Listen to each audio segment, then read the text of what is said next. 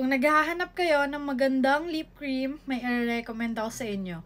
Ito yon from JMCY. 3-in-1 na nga din pala to. May lip cream ka na, may lip gloss ka pa. So, eto siya. Try na natin yung matte finish. So, eto yung matte finish niya. Ang ganda, diba? With and without.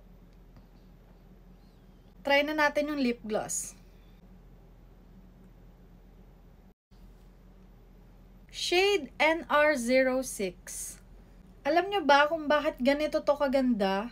Kasi nga, dupe siya ng Kiko Milano. Kaya bet na bet ko to eh. Hindi siya nakaka-dry ng lips and budget-friendly pa. Long-lasting, waterproof, transfer-proof, and kiss-proof nga daw pala to. So, check natin. Waterproof,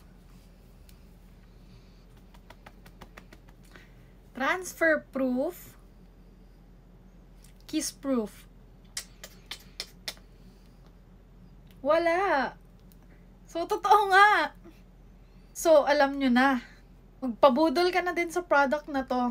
3-in-1 na budget-friendly pa. Get yours now!